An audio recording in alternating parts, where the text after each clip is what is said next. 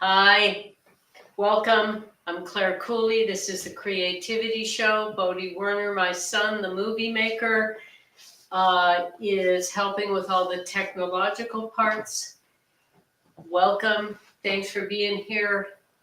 Thanks to all those who support art. Art gives us hope in this world that we always need, and especially now. Let us follow what's more important than any particular belief system, which is treat others as we'd like to be treated, what all religions have in common. And let us not be fear-based and division and distracted. Fighting isn't good for anyone, including the bullies that benefit financially, power. It never works out in the end to be to even their benefit. So peace is what gives us all benefits. So let's go there. So today's show is about where I started as a visual artist. This was inspired by a guest recently. Thanks, Alyssa, for suggesting I do one number 6 in my life painting series, which I'm doing now. And the goal is to get to 12, to tell my life story in 12 visual metaphors. So number 6 is called Peace Path. And it's where I would go instead of school, out into natural settings to feel safe and to appreciate the natural beauty around me and to feel serene in the natural order, balance of nature, which was, still is, often imbalanced among people.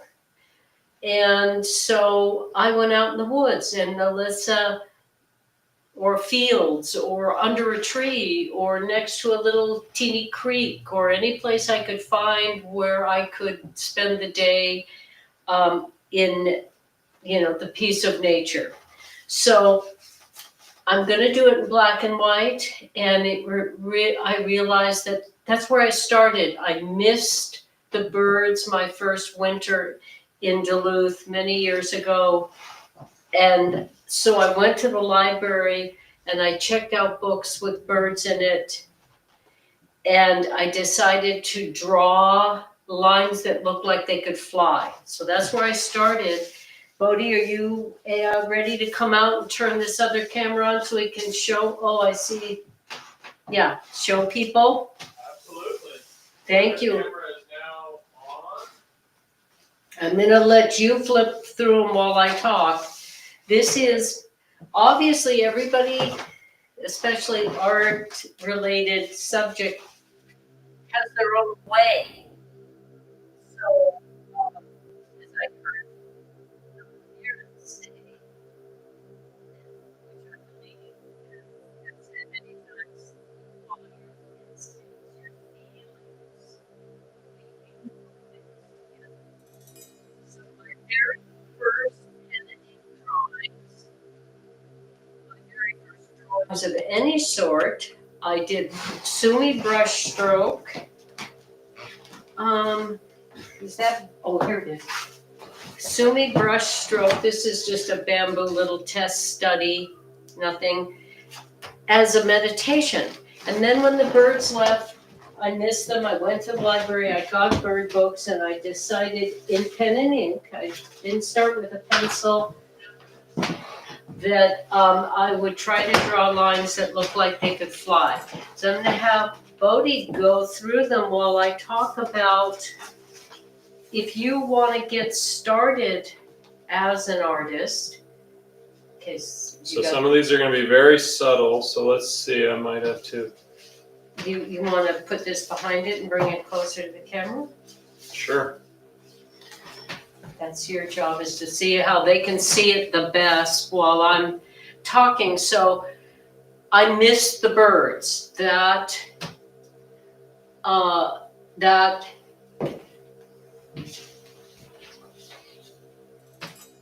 what I want to call it, that desire to have the big birds that left in the fall, even though I was living in Duluth through the winter. So I immersed myself in the bird books and trying to draw lines that looked like they could fly. And I also assigned myself the art of simplicity, which I love in all forms of my creative expression. Yes, the elegance of simplicity. And so as few lines as possible, the essence that represents that bird as simply as possible, and then move on to the next one. You can keep going. I shall. And They're seeing it mirrored for some reason, but that's all right. I'm not sure, mirrored, not upside down, but the reverse. Let's see if we can figure this out. Well, I'll keep talking about the artistic I think so. process. Great, thank you, Mr. Technically Brilliant, capable. So, this was more than 50 years ago. My first drawings were pen and ink, and this is actually them. And I've been very without any finances many times in my life, but somehow I have put my art, like this series, and you're gonna see, then I went to limb lines, I called it, flying lines and limb lines, down in the Arboretum in the Twin Cities that winter, to continue this essence drawing, pen and ink.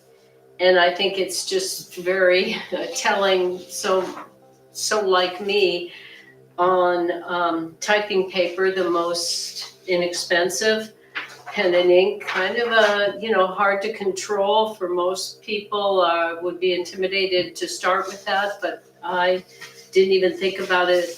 And I know that the Sumi brush studies I did, meditations, breathing through the strokes, sitting right in a comfortable position, and all of that helped me to be able to do these, well, most of them very gracefully. I don't mind appreciating my own work, and that this many years, more than half a century later, I still appreciate it. And because a guest suggested black and white, I'm going to go back there for this sixth illustration in painting my path. Number 6 painting will be Peace Path. It's a lot of peace there. It's a good time for peace. It's always a good time for peace. It's a great time to remember that right now. And not be distracted. There's no room for mistakes in this art. This is really being some of your first art is amazing, because it's so brave and bold to, there's nothing you can hide behind with line and negative space. It's really magical. And most people never do this kind of art. They hide behind layers. Well, thank you. That's really kind of you to say that. And it came very naturally. I like how I put this wood grain in there. You saw that? Oh yeah. It's all lines. Yeah.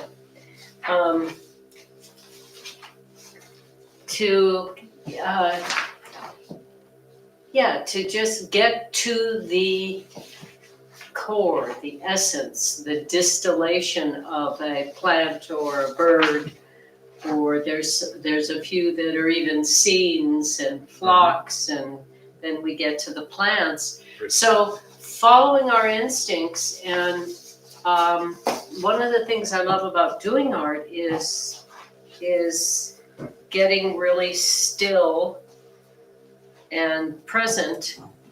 And so that's what this requires, which is, there's the healing arts and there's the art that heals, the arts that heal, and that is getting us to slow down and do one thing. And you can't do this and be thinking about, distracted by something else at the same time. So it's like all the art forms I like: dancing on skates, playing a bamboo flute, just pure feeling written through word. Everything is, as you put it, no place to hide. I'm going to make an adjustment here. I'm going to lower the camera instead of having to lift every single piece of art. Well, that's a great idea. Then we're going to go through limb lines and a few animals, and then we're going to go. Could you over your drink? This is the perfect place for me to stand. Sure. That's what you want. Tuck it under. Take some deep breaths. Stretch wherever you need to. Stay. Terrific.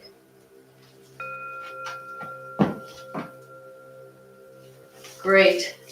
So then I went to the Arboretum in St. Paul, Minneapolis to sit, and I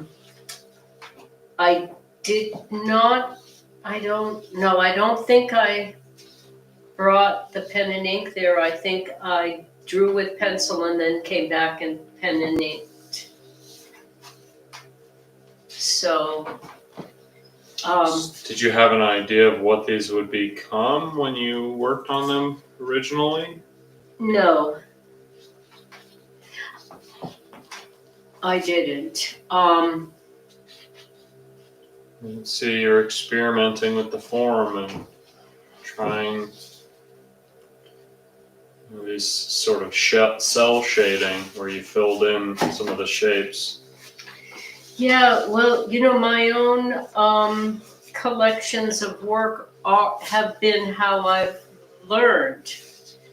It's my course, which continues, which is to try to capture things in as few lines as possible. Is a way of seeing and reflecting what you see, and seeing the design in nature. So for anyone that doesn't know what their artistic form is or wants to take it to the next level or go someplace new, explore something new, my suggestion is, what intrigues you? What are you curious about? What gives you joy to think about or to study? Find more information about. And that's, what makes us happy to think about or to do is a great place to spend as much of our life as possible. And that for me is nature and the universe, and we are part of nature. So it's all connected, and for me, but as you can see in my work of over, I don't know, it must be getting close to 1,000 pieces. There's not that many buildings. There's not that many. There are some people and things people build, but it's mostly nature, pre-human or without human interference, because that's what gives me hope. That's what I believe we need to live in balance with nature, to thrive here on Earth, which we can do if we use our creative resourcefulness to combine all the different imaginations and intellects on the planet to solve the issues we've created with greed and myopic fear, driving people to put money above all else. And Mother Nature doesn't care about money. She will survive and thrive with or without humanity, but humanity could extinct itself if it doesn't understand, following fear-based bullies who are only into their own whatever bank accounts or power to validate themselves, to feel worthy. If we follow that, we will extinct ourselves. So I used some of these in the pitch presentation for The Life of Claire. I scanned these, and I wanted the pitch presentation to look like the main character's sketchbook. And so I took these and I scanned them in and put them on the pieces of paper that the pitch is on. Say more about that, because the pitch is what? For The Life of Claire, which is an episodic series based on her memoir, based on her life stories. This guy was also in there. So, yeah, a lot of these ones are in there. So we scanned these digitally with our scanner. You did that, and that was your idea, and that is interesting to see what someone else does with our creativity, like how actors bring to life, the characters in your novel, in your series, is a particularly wonderful experience to have, that we inspire others' art. This is great. This is an abstraction. It's like you fill in the gaps. Your mind immediately fills in the gaps. Do you think you didn't finish this at the time, or you intentionally? It was intentional. I thought he was more, he inspired more dread. And, they are apex predators. Yeah. They haven't changed pretty much since the dinosaurs, right? For a reason. They're really good at getting you. I love this one. A bird sleeping on top of a rhinoceros. That's pretty darn good. This one's got a lot of Japanesque to it, the way those pupil dots in that mouth. It kind of reminds me of like a samurai mask. They give that growling fangs, and I think sometimes even whiskers. Yep. Is it called the No Theater?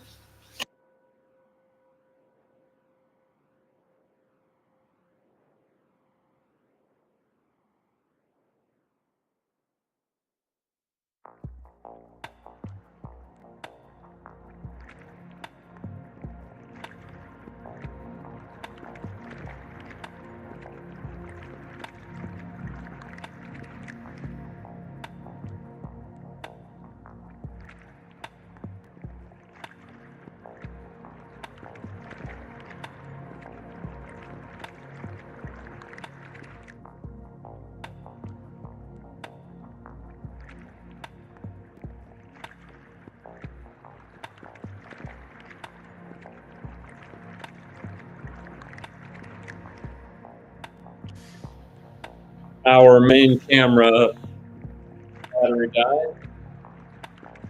Again, it'll be back on in a minute here. Let me wipe off this webcam. There we are. Now they can see and hear you.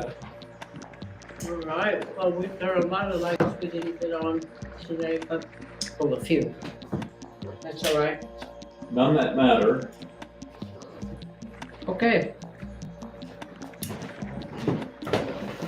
All right, now that camera is back on, so we're going to switch.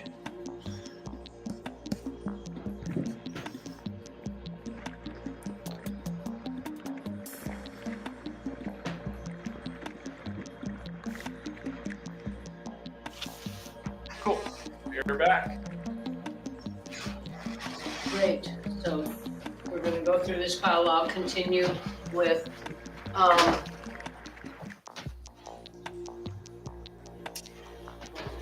Bodhi suggested this grant for illustrating my life stories, and I'm so grateful that he did and that I got it and that I'm doing it, because I'm really learning a lot about myself, and I'm just a regular person like everybody, so about people and our connection to one another and nature and the cosmos.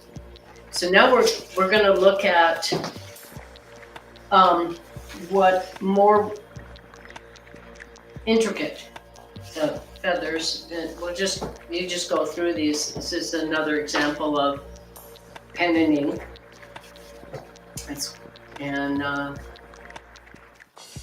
This is my artistic process was just to follow my instincts. Somebody asked me to illustrate. That's actually pencil. And that may be my first pencil drawing ever, because somebody asked me to illustrate a book on yoga, but they didn't like my style, which I thought is very unfortunate, because I think it's really nice. And I think it's my very first pencil drawing. A guy stretching in his chair. I mean, you could immediately see what's going on, and the hair is fantastic. I thought so. They wanted something more normal, they said. Why did you ask me? Yep. No one's ever accused me of being normal. This is, I still have this seashell. Mm-hmm. One of my, right there at the very beginning of drawing with pencil. And this was all after those pen and ink. So I started with Sumi as a meditation, pen and ink, and then pencil. So it's been an interesting to see my own, which I haven't really ruminated on till this project, process of how, I followed my instincts was my art school. And my muse is nature, cosmos, everything in it. And a lot of muses. That's why I'm so amusing. And I thought just showing a person. I have that whole cabinet that is a drafting cabinet that has 10 drawers in it full of art. And somehow, even though I've lived in an abandoned building, a tent out of my car, no home of my own at all, somehow I always put my artistic collections away someplace safe that I could go retrieve when I had a home. And now I have this home, and it's full of things I created over half a century ago and such. Now we're going to self-portrait. No. It's just a woman. Mm-hmm. I never met her. Gotcha. Maybe I did. Mm-hmm. Well, we're meeting her now.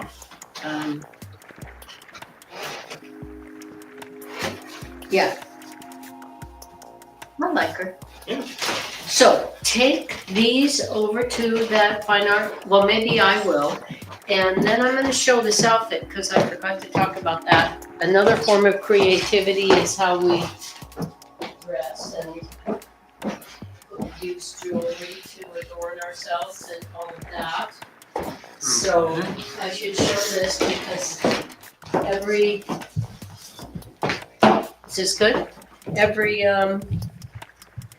live stream, I try to wear something that's art to wear that I made. This is stencil on this lavender robe with the metallic paints that are washable and I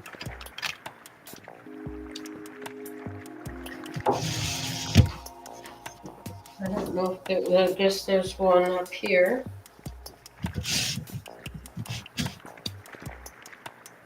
And then there's the shirt, which is also stenciled.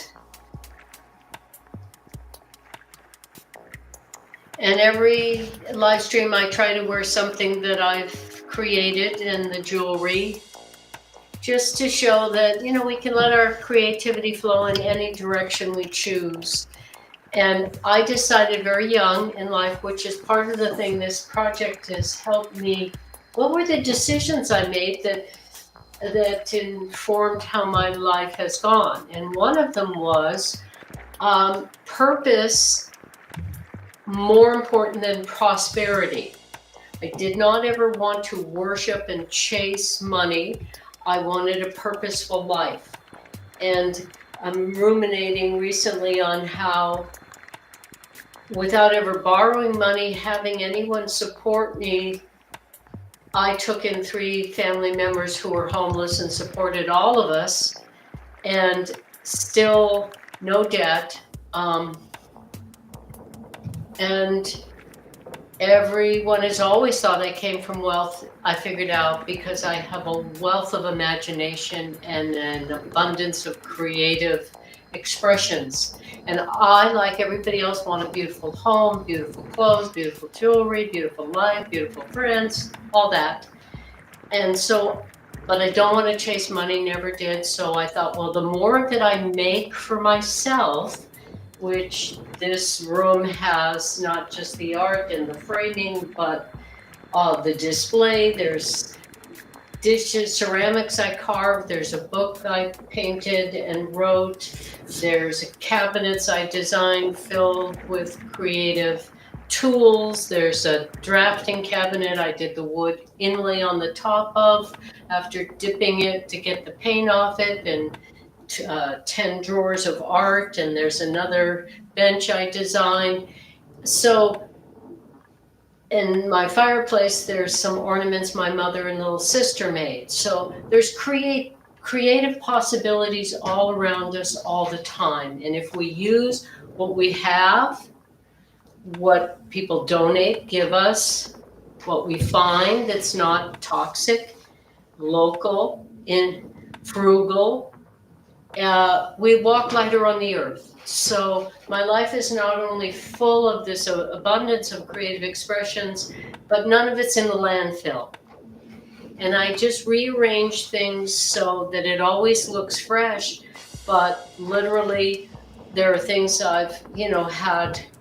I have a jacket my mother got me at a used store when I was 16. So, I try to keep things from being wasted. Use what I have and keep being creative because it's peaceful and rewarding. Would you take that art down and we'll show them? And then I'm going to show them the tools. I'm going to take this clean paper off here now. Okay. Which art now? Both? The last one. Okay.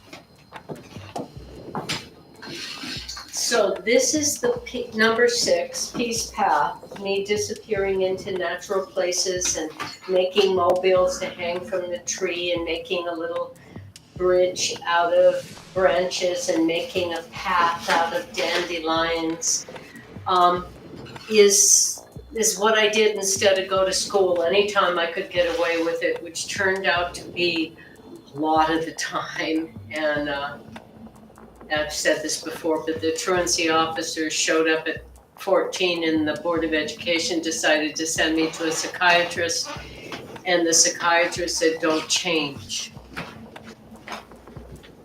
So There you go.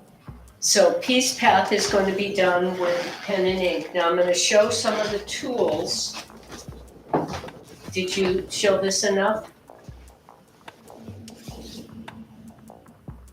Sure. I mean, yeah. Okay, so they get it. There's me sitting under the tree and the mobiles, and so when I first decide the composition, I try to do as little as possible to really feel like I know what's going to go there.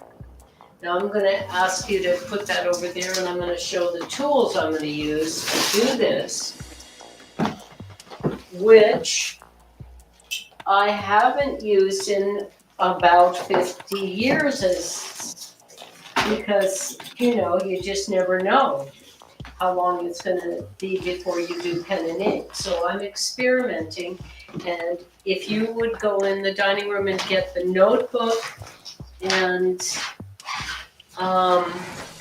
the two long, narrow boxes. And so this is actually Sumi ink that's already mixed. These are watercolor blacks. Here's the Sumi stick. So what I always do, I'm pretty sure it's going to be like riding a bike, doing pen and ink again, once you know how. But, our balance can change. So I'm not going to be cocky. I did. So so first we have the pens, and then we have the nibs. So help me out with the placement so people can see. Yeah. Okay. This is where they are. Yeah. And that's where Alrighty. you can see. Okay, so then I'm going to go like this. And I'm just going to take this pen, and I'm going to put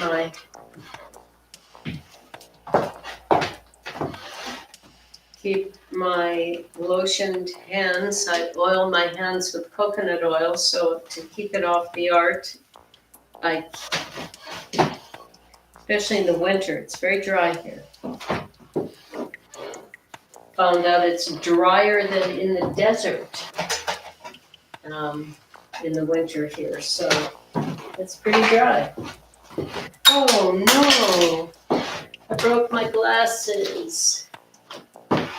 Okay, well my glasses arm just came off. All right, so I'm going to do this without cheaters until you bring them from the table.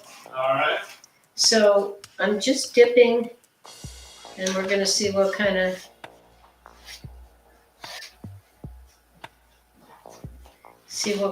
if we can get it thick and then thin. Thick and thin. Thank you. Thick and thin. Nice. And that's what I learned doing Sumi brushstroke. So anybody that wants, in my opinion, is that if you want to work with anything like a pen, brush, pastels, any tools, learning to relax through the stroke. And can we show this? Can I get down on the ground right there? Yeah, of course. Okay. Well, I don't need to take this with me to do that, but I do need to take my high heels off. So they'll stay right here. And so this is just a demonstration of the way I would recommend starting is like this, and then breathe through the stroke. And there are many books and many teachers, and I did 5 blades of grass for months, and it was all on thrown away newsprint, just to learn to move my whole body through it. and relax during it. And so then when I went to pen and ink time, you saw all those drawings. I had some control without being constricted.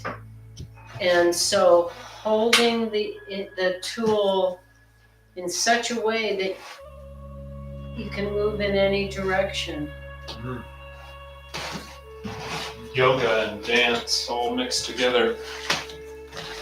The flow of creativity, whether it's through a line on paper or a group of words or sounds, dance, it's all a flow. So I'm going to say that I'd like it if you would share first on your way into sharing what you're doing now. Talk about what it's like to grow up in a home. I'm going to tell one quick story. When Bodhi was a really young man, little boy, he said, "Mom, is our house always going to change?" And I said, "Yeah, probably." And I said, "Is that okay with you?" And he said, "Oh yeah, that's fine." I said, "Why did you ask?" And he said, "Well, other kids, their houses, you walk in the front door, there's a couch with a TV on and no one's watching it. They're all the same." And so I said, "Are you okay with our house always changing?" And he said, "Oh yeah, no, I like it." So what's it like growing up with an artist mother who's going to do anything she has the time and materials to pull off, and it's going to keep evolving? What's that like? Well, I'm out there. Right? Right? And then I mean, it's pretty cool. It's like this. It's like being surrounded by the tools of creativity and the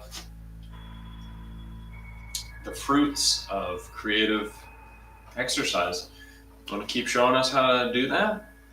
well, actually, I think that what I want now is for you to show what you're doing and what growing up with this around you. And it's not just the tools, it's the attitude. So what is the attitude, and how have you become a movie maker? And show one of your recent Well, things. I think it's it's kind of as simple as this. Like, what is this? Is this Sumi ink? Yeah. Is it a mixture of inks? This is Sumi ink. Well, I've never seen anybody dip, a calligraphy pen in Sumi ink. Is that what people do? Well, I'm a person, I'm doing it, so. So that's kind of the thing, is you just experiment, you try things, you make stuff up. Yep. And you give yourself permission to do that. Yep. And that kind of behavior is infectious. It's like infectious laughter, right? When you see other people giving themselves permission to try things, you feel safe to do that as well. Because what's the worst that could happen? Trying a different kind of ink, diluting it with water instead of paint thinner or whatever. So you're always trying new things, you're always exploring, you're always sort of investigating, and you have to allow yourself to not worry that you're doing it wrong. You have to get out of the frame of thinking that there is a wrong. And that helps cure perfectionism, procrastination, self-criticism, self-doubt, all of the biggest blocks in the artistic life, all of the biggest blocks between trying an idea and just having an idea. So anyways. Well, I want to say something.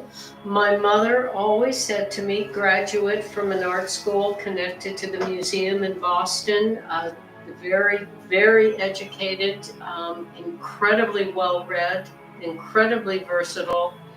She always said, the rules don't matter for you, dear. You have your own way and you follow it and you stop when it's done. And I'm like, well, doesn't everybody? And she's like, no, most artists overwork their work and they ruin it, or they don't start or they don't finish it. And so I'm like, wow, I'm lucky. I'm lucky to have a mother like that. And hopefully you're lucky to have a mother like me. And I am. And I want to show the audience what you've done with the permission to experiment, to keep growing, to keep learning, to keep doing things you've never done before. So how can you expect yourself to be good at it if you've never done it before? And what I want to say about this is what I had. I always, like, when Alyssa suggested black and white, and I thought pen and ink, I've got that Sumi ink that I was using like watercolor in the previous painting number 5. So anyway, show them your latest. That includes some of the drone, one of your coolest new tools. And this is where creative collaborations can go anywhere and everywhere. And most important is give yourself permission to keep learning, keep trying things, and have the people that encourage you to be you and keep learning, growing. And the voice that says I don't have enough time, I don't have the talent, I'm not good enough, those are all just different outfits doubt tries on, and have some fun. So here's where Bodhi's fun is taking him. Go ahead. We don't need this camera anymore. All right. I'm gonna share my screen here. And you can have you and your video half and half. Okay. Are you? So you're. Go ahead and I'll sign in at the end after this. Okay.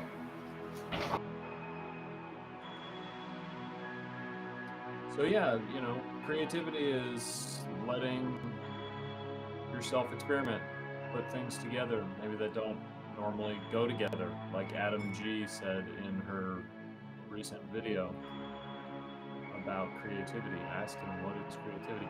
So, I've been shooting a lot of videos recently, just me talking to the camera, and I thought, what is a more entertaining way to do that? I can just have my selfie camera and I can be out walking on a walk, showing you the background.